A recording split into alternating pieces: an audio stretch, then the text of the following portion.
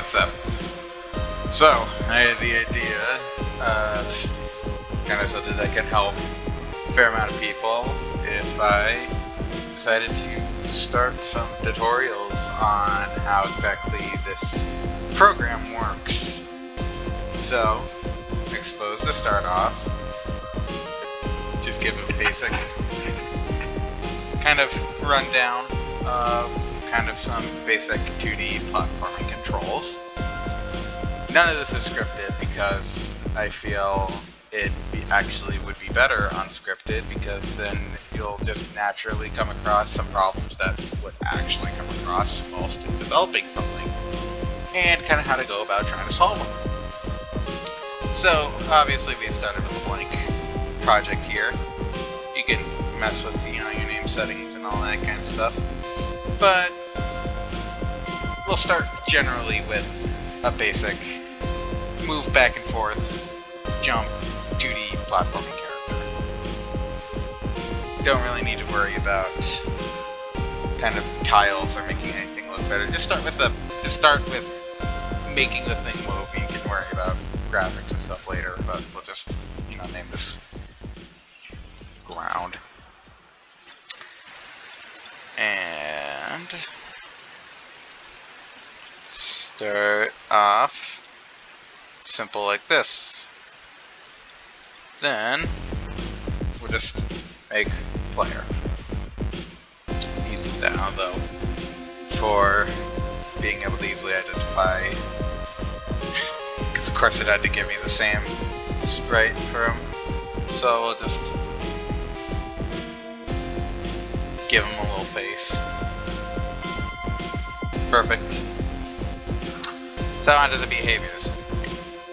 I'm not going to use the behavior bundle that's already in because I feel I would, or at the very least I can probably use it, but kind of explain how generally all of this works.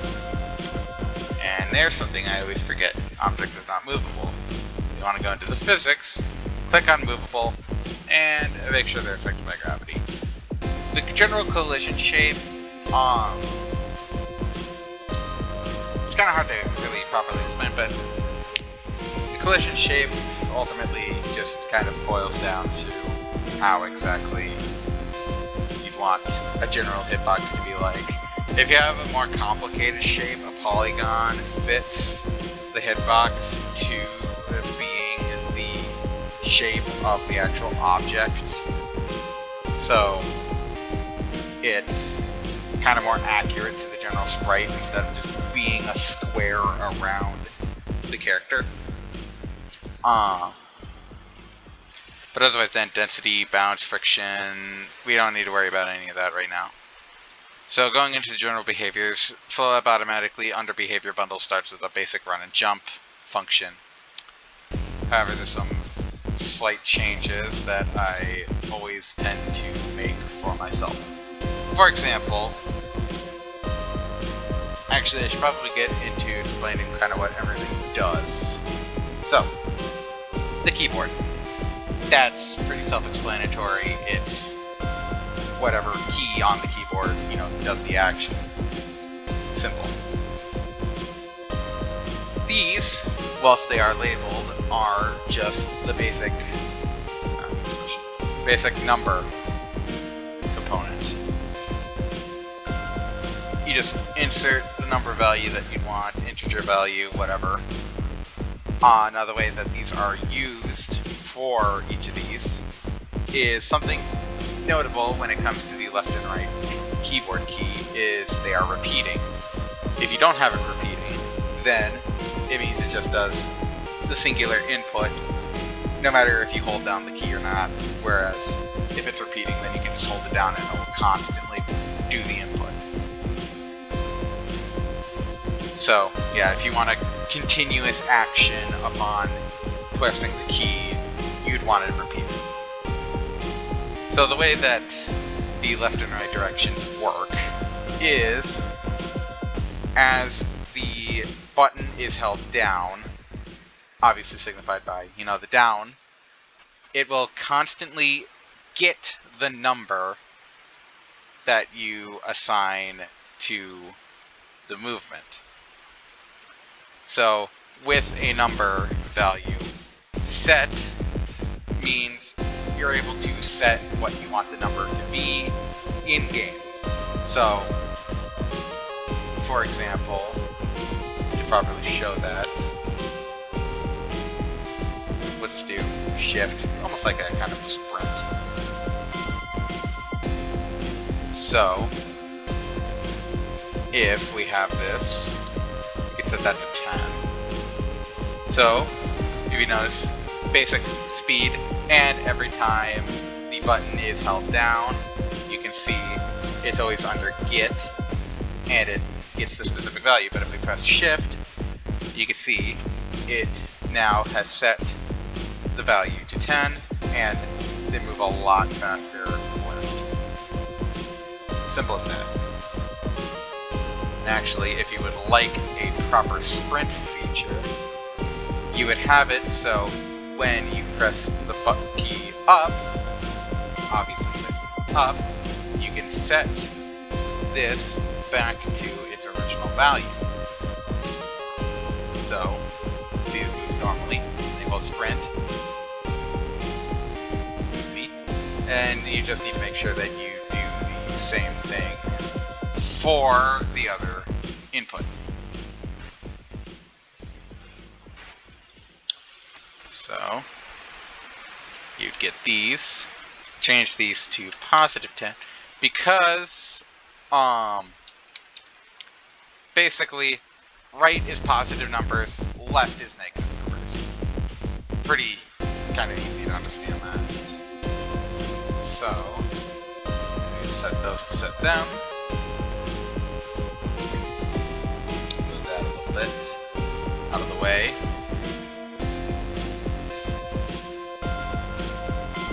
So now, I didn't even intend on adding in this little sprint feature, but it's a great example on how the set for a number component works. So, box normal speed, hold down shift, then they run. Let go shift, and they're back to normal speed. Now, the way the plus works is basically, we'll set this to just F. Do 1. So the way this works is, for this example, every time we press F, it'll add 1 to that value. So you gotta watch out, because as it adds, it will basically function the same as get. So you'll want to watch out for that. So now for the velocity and the flip function.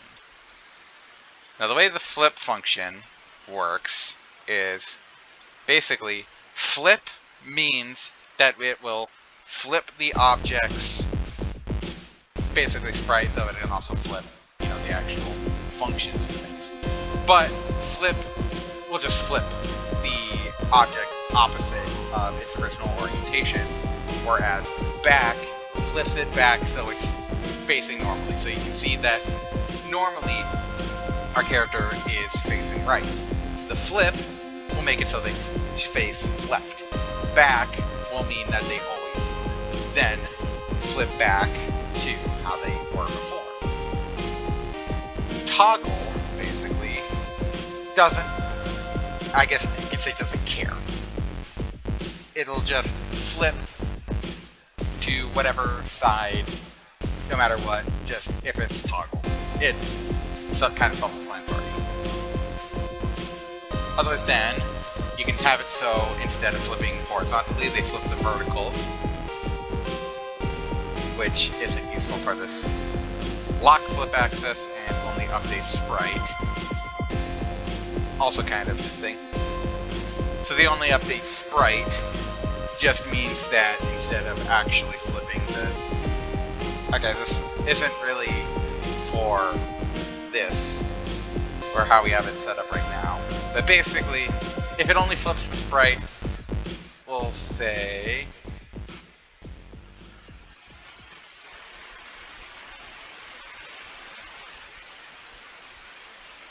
yeah, there you can see it only flips the sprite, but they still continue forward. Whereas if you don't, ignore everything I just said then, because I must have screwed something up.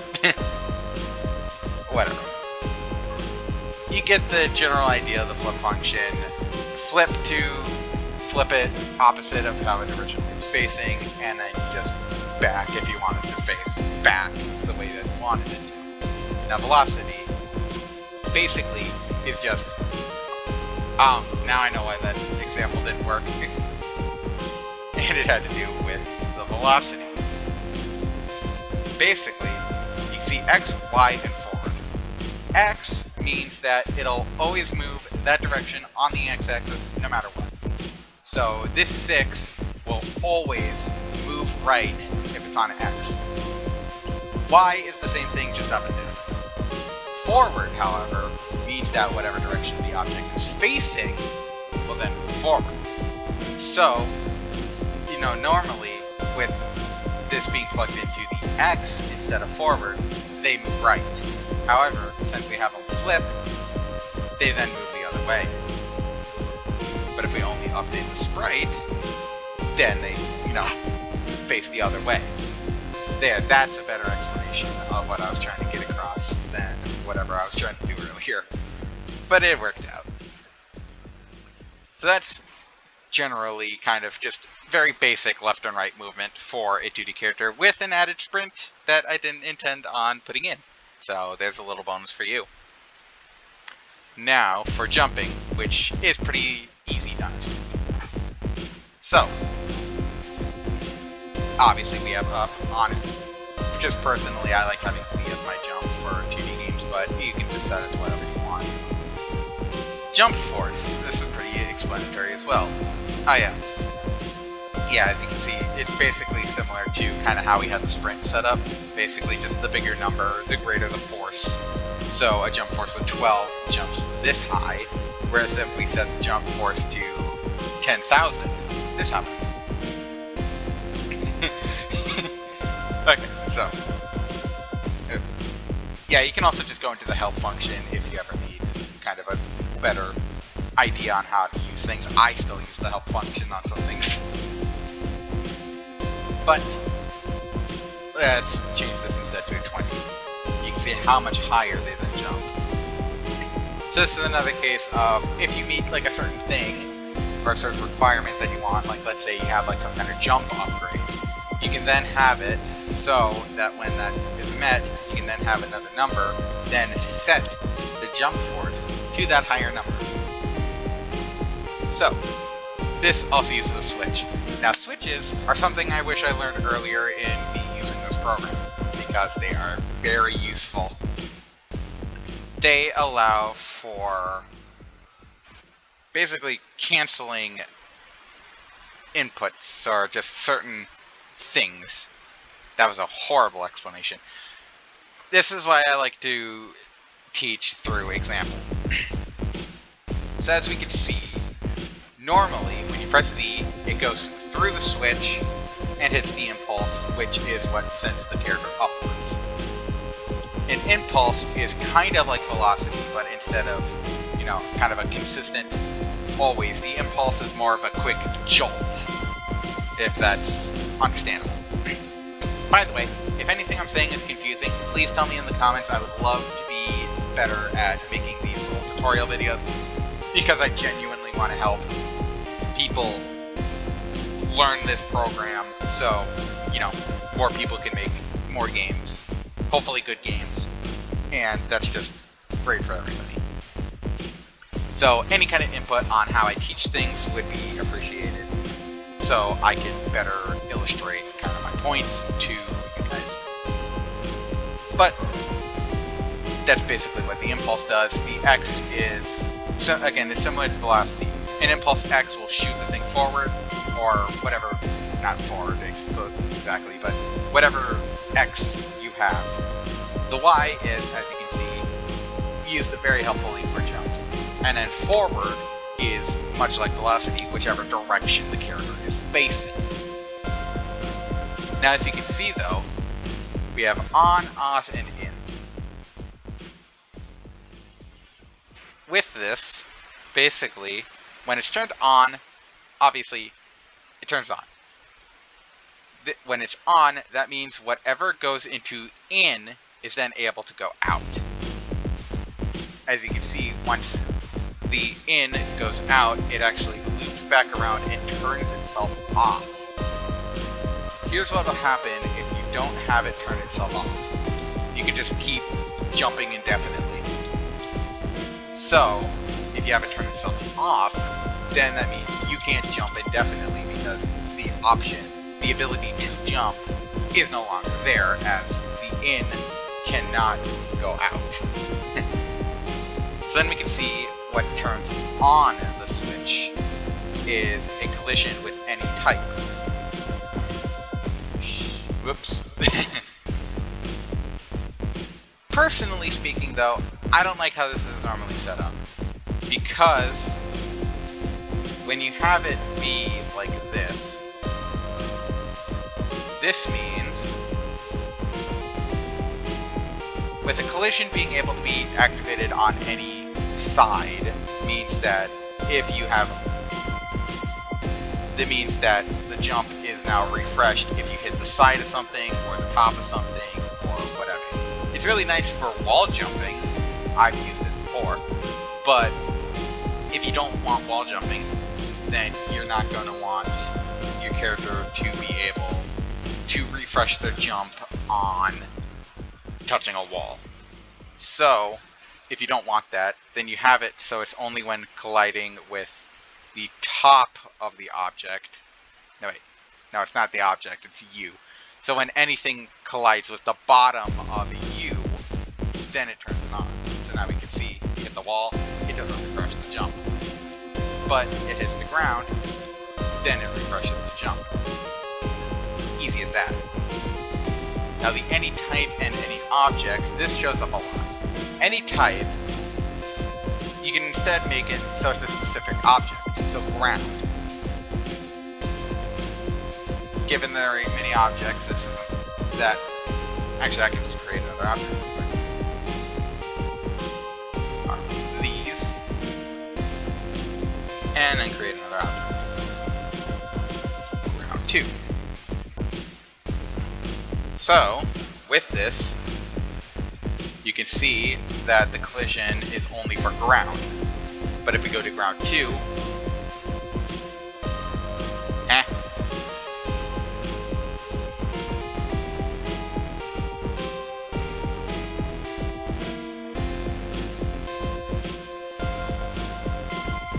Okay, now I'm confused.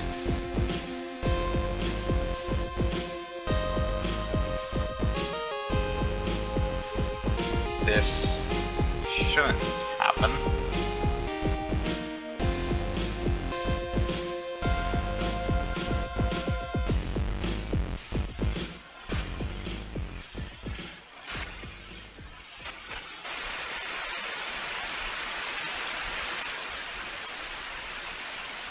Okay, sometimes you might need to refresh the page in order to get some things to work, especially like if you add something. So now, yeah, here we go. You can see that if you collide with ground 2, it doesn't. But if you go right to ground 1, then it does. But then comes in something that is really nice. If you have multiple ground objects, this is where parent objects come into play. Parent objects allow the child objects to take on the properties of the parent object. So we set ground 2's parent object to be ground 1. And with it now being set to ground 1, it now registers as if it is ground 1. So before it wouldn't refresh the jump, but now it refreshes the jump because ground 2 is now the child object of ground 1, allowing ground 2 to take on those properties. This is another thing I wish I knew when I first started working with this, because these can save so much headache. Especially when you have multiple different kinds of ground objects and you need to specifically tell specific things. Like I had, like in one game I made, I had a system that detects whether or not you're on the ground, and for every kind of ground object, I had to, well, I made a separate collision detector for every single object when I could have just set everything to ground and immediately would have had that figured out. So, I'd overall say that this is kind of basically what you need for kind of a basic platforming character. You're able to run, you're able to jump. You know how your ground objects work. You have a sprint. I say that basically this is kind of a fantastic start to kind of how you want to generally have things. Now, if anybody wants a specific tutorial on how to do a certain thing, you can also request those in the comments. If I know how to do it. I ain't claiming to know everything. I don't know everything. There's plenty of things that I struggle to figure out in this. But I try my best to help whenever I can. So, I'd say that this is all you need for right now. And I will hopefully go into kind of more details or just other kind of specific things in regards to kind of just making a game. Probably my next thing would likely be into explaining what all these mean individually. But I'd say that's it. I hope you found this at least a little bit helpful, or at the very least clearing up how kind of things kind of work. But I hope to see you guys next any whatever I do. That was fantastic. Bye.